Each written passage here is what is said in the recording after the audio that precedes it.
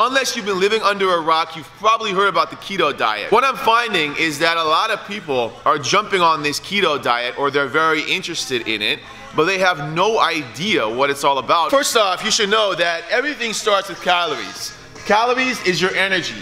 Now, calories in is what you eat, and calories out is what you burn off. Most of you guys want to lose weight. If you want to lose weight, you want to eat less in than what you burn off. So the best way to lose weight is to exercise more, because then you burn off more calories, or eat less calories. All diets start with this right here.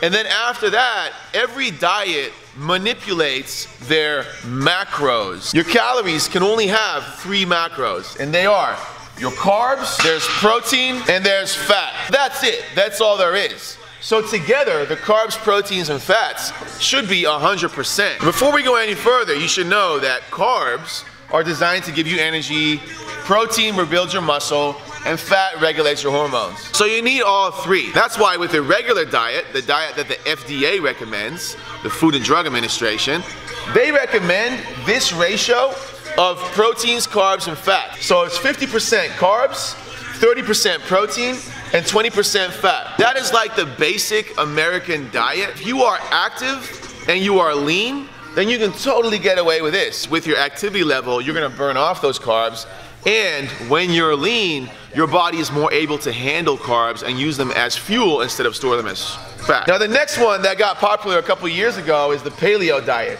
It's basically when you ate only foods that were from a certain era. 20% of your calories came from carbs, which is pretty low carb, and 40% from protein, 40% from fat. The next level would be just a regular low carb diet. And that's when really only 10% of your calories came from carbs, 50% from fat, 40% from protein. So you see you're eating a lot of fat right here, not a lot of carbs, only vegetables really. Now the keto diet takes all this to the next level. And basically, you're only eating 5% of your calories from carbs, you're only eating 20% of your calories from protein, and 75% roughly from fat. Now the carbs that you eat are going to get stored in your liver as this thing called glycogen. Now you shouldn't have to worry about that, but to put this in very simple terms, basically if you cut out all your carbs, then that glycogen runs out.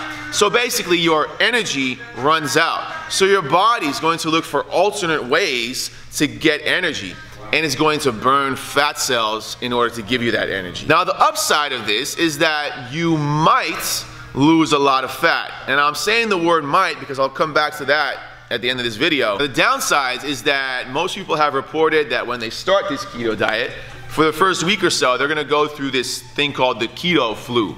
And it's basically when you feel like you have the flu, and it's just your body adjusting to this crazy new schedule. Second thing is that when you cut out all carbs, you run out of glycogen, and it's hard to sustain a pump when you're lifting weights, and a lot of people have reported that they're low on energy. Now, there's gonna be many people that are believers in keto that are gonna disagree with me, but I'm just stating the facts from what I have seen here at SUF from people that have done it. Also, you should know that long-term research is not really out yet, so we don't really know what's gonna happen in the long run, and you gotta realize with carbs comes fiber, and you're cutting out a lot of fiber as well.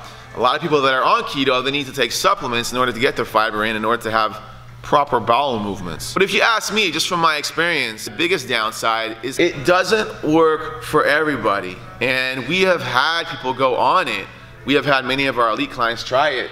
And for some people it does great, and for some people it doesn't. Even though this might work really well, it's kind of a last resort type thing, isn't it? Because this works too.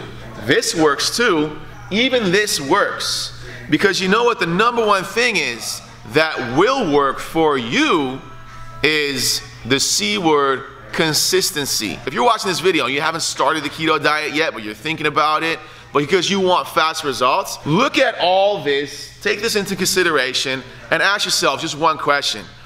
Is the diet that you are about to do something you can do for the rest of your life? There's gonna be many people who don't agree with me, especially the believers of keto, but I don't really care. This is just my advice. If you started, let's say, the keto diet, and you started the keto diet after doing 2 years of absolutely nothing, 2 years of not tracking your calories, not knowing what you're eating, just eating whatever you want, then of course, any change you make from eating bad is going to make you feel good.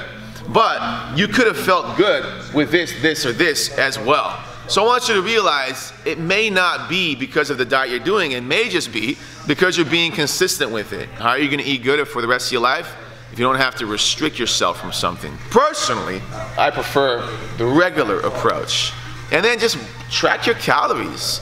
Do more hill sprints, do more jump rope, do more cardio, and try to stick to single ingredient foods. If you literally just cut out most of your sugars and your processed food, you will make all the gains in the world. You will see all the results you've ever wanted.